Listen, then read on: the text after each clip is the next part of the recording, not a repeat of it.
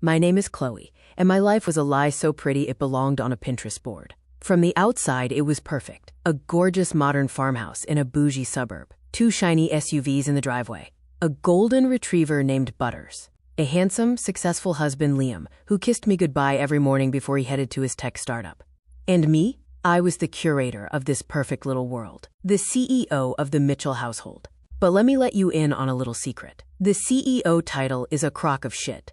It's a fancy name for a glorified maid, chef, chauffeur, and emotional support animal, all rolled into one exhausted, underappreciated package. My day started at 5:30 a.m., not with a peaceful meditation, but with the sound of my 6-year-old daughter, Maya, having a nightmare. Again, by 6:15, I was negotiating with an 8-year-old terrorist, my son, Leo, about why he couldn't wear his dinosaur costume to school. By 7 o'clock, I was scrubbing scrambled egg off the ceiling. How does it even get up there? Liam would glide into the kitchen at 7:30, smelling of expensive cologne and quiet judgment. He'd give me that absent-minded peck on the cheek. "Rough morning, babe?" he'd ask, not really listening for an answer. He'd then proceed to tell me about his brutal schedule, his nightmare investors, his unbearable stress. My stress, the kind that involved literal human waste and potential public tantrums, didn't make the cut. "Don't forget," he'd say, heading out the door. "The Johnsons are coming for dinner tonight. Let's do that steak thing you make. And maybe try that new wine we got from Napa. Make a good impression, yeah?" He's a potential client. The door would close. The silence would ring in my ears. But it was a lie, too. The house was never silent. It was full of the ghosts of my old self. Before kids, before this house, I was Chloe Sanders, a freelance graphic designer with a kick-ass portfolio, and clients who actually respected me. I had ideas. I had a voice. Now my biggest creative decision was whether to make a dinosaur-shaped sandwich or a star-shaped one. The breaking point, the moment the pretty picture finally cracked, was a Tuesday. Of course it was a Tuesday. Tuesdays are the Mondays of the middle of the week. I'd spent the entire day prepping for the stupid dinner party. I'd cleaned the house until it sparkled, marinated the steaks, arranged the florist-delivered bouquet, and baked a chocolate soufflé from scratch because Liam said store-bought was tacky. I'd even managed to get both kids bathed and semi-presentable before he got home. Liam walked in, looked around, and his face fell. "You used the white plates?" I blinked. "Yes, they're clean. Chloe, the Johnsons are from old money. The white plates are so suburban basic. I specifically said use the blue Italian china.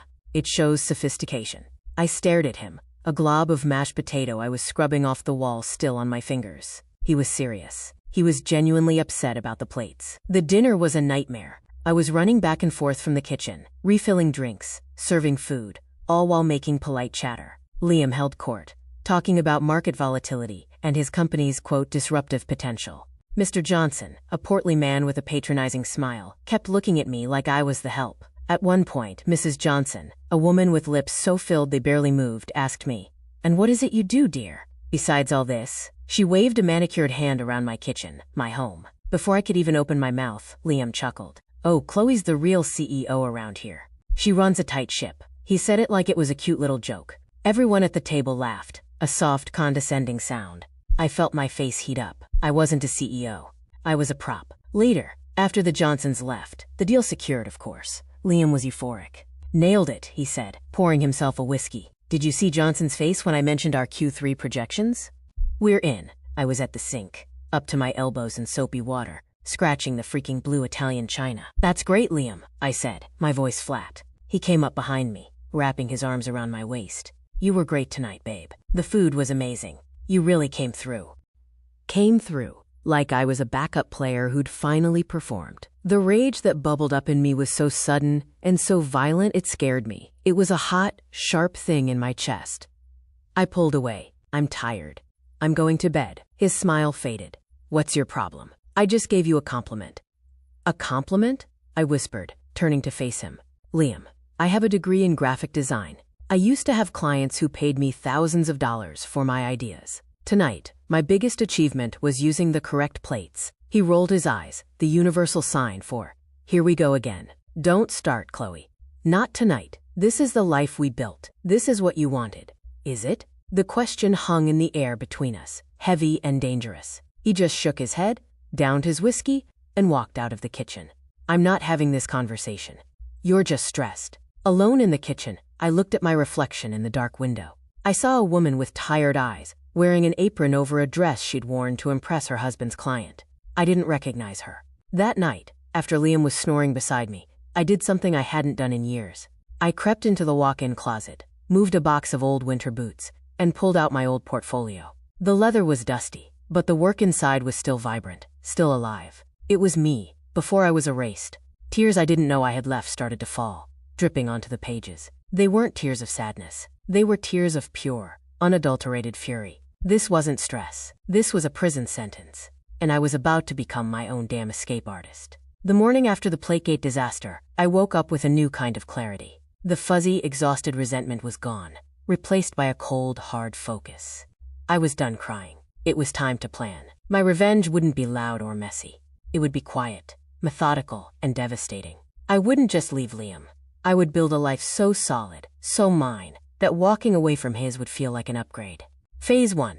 Financial warfare. Liam controlled all the money. It was our money. But he was the general, and I was a lowly private who had to request supplies. My allowance was a joint credit card for groceries and household stuff.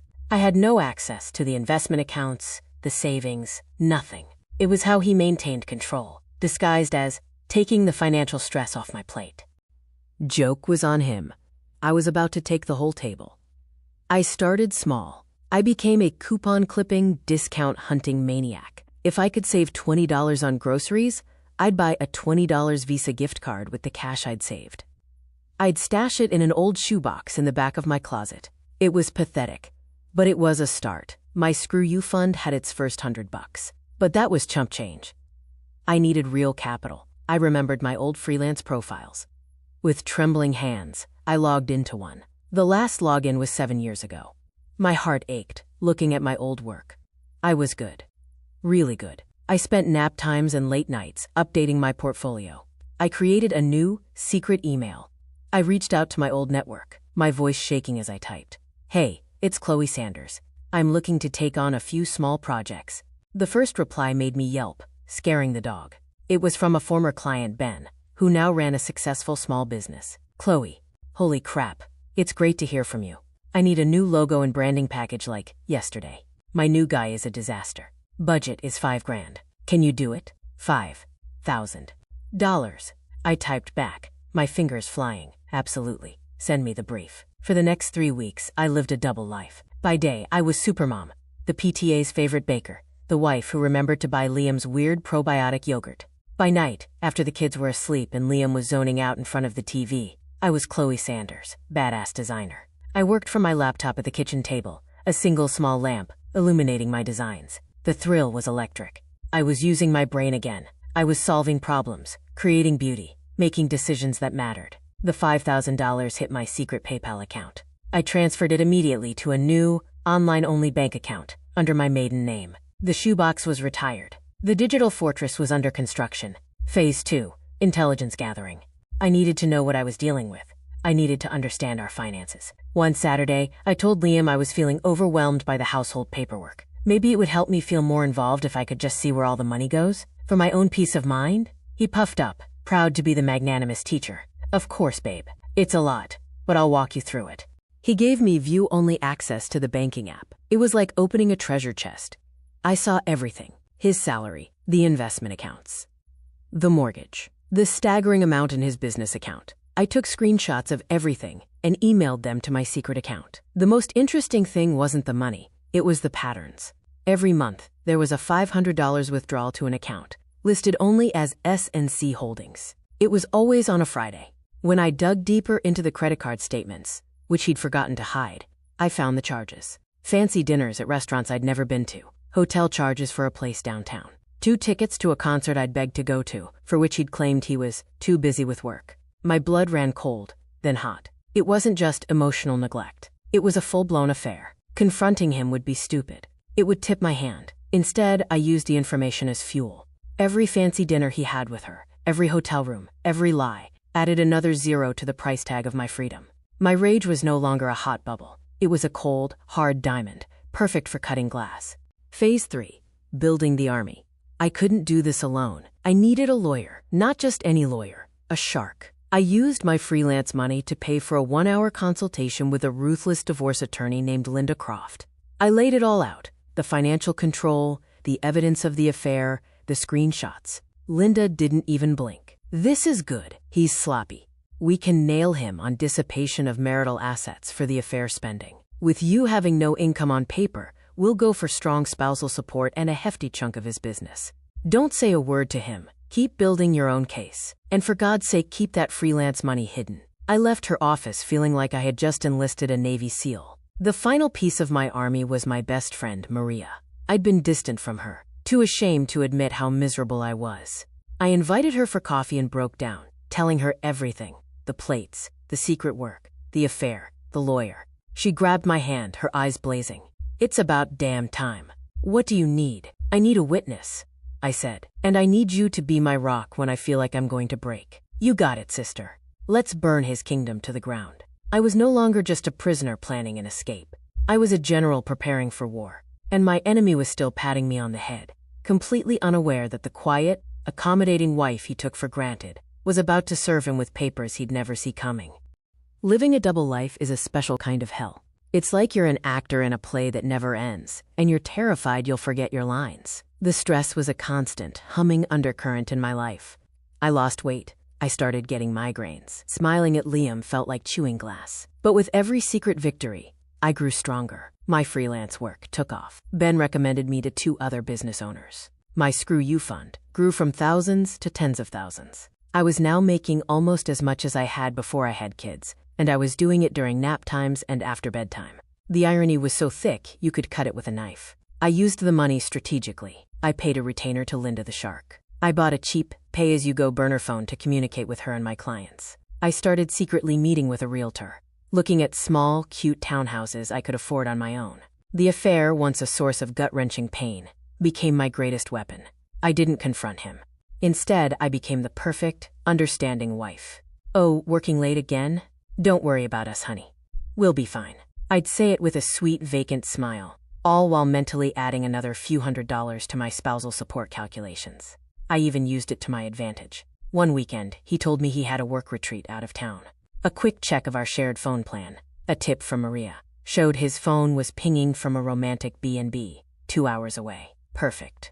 I hired a sitter, told her I had a doctor's appointment, and drove to the city for an in-person meeting with my biggest client yet. It was for a national ad campaign. The budget was life-changing.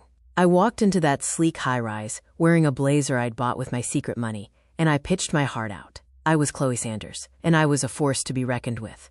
I got the job. The fee was more than Liam's last bonus. The guilt about the kids was the hardest part. There were days I was so distracted by work emails I'd forget to sign a permission slip. I'd feel a stab of shame when Maya would ask, "Mommy, can you play?" And I'd have to say, "In a little bit, sweetie," knowing a little bit meant after she was asleep. But I kept a mantra in my head, given to me by Linda the Shark.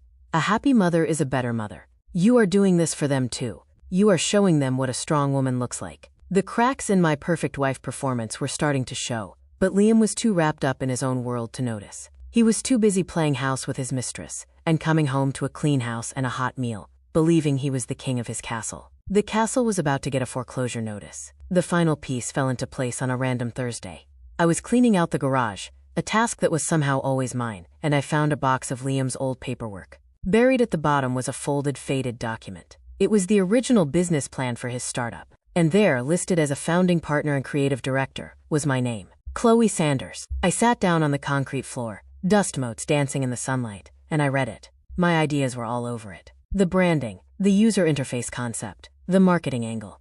It was all me. He'd taken my brain, my talent, built his empire on it, and then convinced me my place was to keep the home fires burning while he reaped all the rewards. The diamond of my rage, once cold, was now white hot. This wasn't just about plates or an affair anymore. This was about theft. He had stolen my career, my identity, and my future. I took a picture of the document and emailed it to Linda. Her reply was instant. Bingo. This changes everything. We can make a case for a portion of the company's valuation being directly tied to your intellectual property. Don't say a word. I didn't. I went back inside, made Liam's favorite lasagna, and listened to him talk about his day. I smiled and nodded. But inside, I was a volcano, waiting for the perfect moment to erupt. I had the money.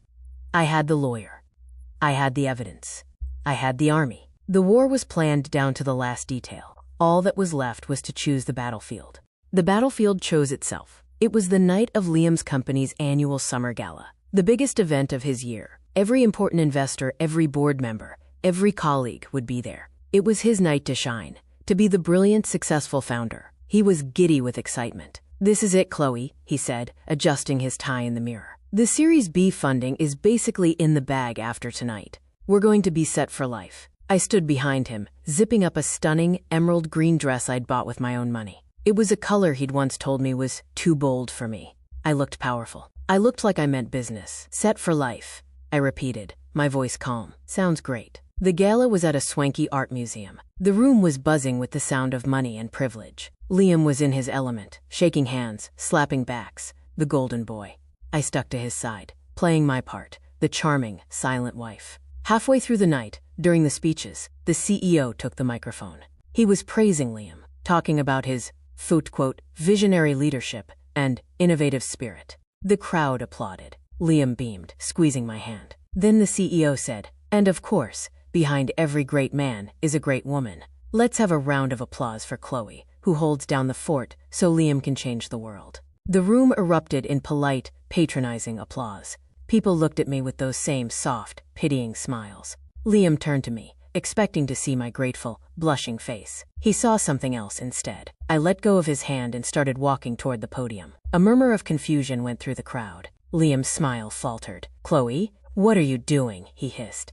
I ignored him. I reached the podium and gently took the microphone from his stunned CEO. "Thank you for that lovely introduction," I said, my voice clear and amplified through the speakers. It wasn't my wife voice. It was my Chloe Sanders voice. The room quieted, intrigued. "He's right," I continued, looking out at the sea of curious faces. "Liam is a visionary. But what you might not know is where that vision came from." I could feel Liam's panic from across the room. He was frozen, a deer in the headlights.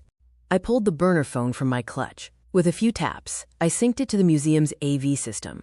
A massive image projected onto the wall behind me. It was a scan of the business plan, my name circled in red. "My name is Chloe Sanders," I said, the room utterly silent. "And 5 years ago, I co-wrote this business plan. The branding, the UX, the core creative concept, that was all me.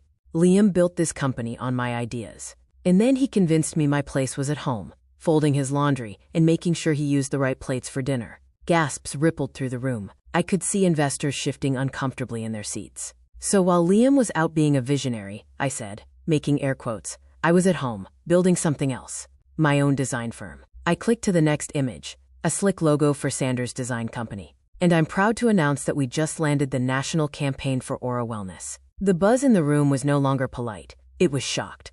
Aura Wellness was a huge get. Everyone knew it. I turned to look directly at Liam. His face was a grotesque mask of horror and fury. "So Liam," I said, my voice sweet but deadly, "you're right. We are set for life. Just not the life you planned." I dropped the microphone. It let out a deafening thud. And in that perfect, silent aftermath, I turned and walked.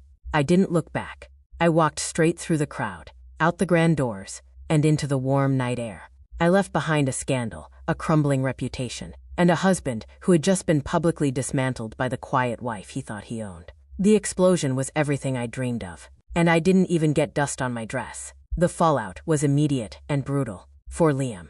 My phone blew up the second I got into the rideshare I'd pre-booked. Texts from Liam, "You crazy bitch. You ruined me." Voicemails from his partners, screaming about the investors pulling out. It was a symphony of chaos, and I was the conductor. I turned my phone off. For the first time in years, I slept peacefully. The next morning, I drove the kids to school like it was any other day. I'd already packed a bag for them and me. I picked them up that afternoon and didn't go home. I drove to the fully furnished, cute little townhouse I'd secretly rented. "We're going on a fun adventure," I told them, my voice light and genuine for the first time in forever. They were confused but excited by the new place. That night, we ate pizza on the floor and built a massive pillow fort in the living room. Their laughter echoed in the space that was ours, and only ours. It was messy, and imperfect, and real. 2 days later, a process server delivered the divorce papers to Liam's office. Linda the shark had moved fast. The petition cited adultery, financial misconduct, and beautifully, sought a portion of the company's valuation based on my foundational intellectual property. Liam fought back, of course. He was vicious. He called me an unfit mother, Claiming my secret life proved I was unstable. But I was ready. I had time-stamped design files. I had bank statements. I had the business plan. I had records of his hotel stays and fancy dinners with his mistress, whose name I now knew was Stacy. The court wasn't impressed with his unfit mother argument, especially when my income was now substantial and stable. And the kids' teacher testified that they were happy, well-adjusted, and that I was an engaged and loving parent. The divorce was finalized in a matter of months. It wasn't a fight. It was a slaughter. I was awarded primary custody, spousal support for 5 years, a massive lump sum cash settlement, and most satisfying of all, a 15% stake in the company he'd built on my back. The company whose value had tanked after the Gala scandal, but was already rebounding under new leadership that had promptly pushed Liam out. I used the settlement as a down payment on a beautiful, light-filled house with a big backyard for the kids, and a real, proper home office for me. Sanders' design company thrived. I hired 2 other designers. I was my own boss. I answered to no one. It wasn't all easy. The kids missed their dad, and navigating co-parenting with a man who hated my guts was a nightmare. There were lonely nights. There were moments of doubt. The scars from the years of being erased were still there. But I was free. I was myself. About a year after the divorce, I ran into Liam at a school play. He looked diminished, smaller. The arrogant swagger was gone. He was with Stacy, who looked bored. He saw me across the auditorium, and I gave him a small, polite nod. Nothing more. I didn't need to. My life was my victory speech. After the play, as I was walking to my car hand in hand with my laughing, sticky-faced kids, I felt a sense of peace so profound it almost brought me to my knees. This was the life I had saved myself for. This was the woman I had fought to get back. My revenge wasn't about destroying him. It was about rebuilding me. I had sacrificed my comfort, my sleep, my temporary peace of mind. I had played the long game, and I had won the only thing that ever really mattered: my own soul, my own name, and a life that was authentically, unapologetically mine. The quiet wife had found her voice, and damn, it was loud.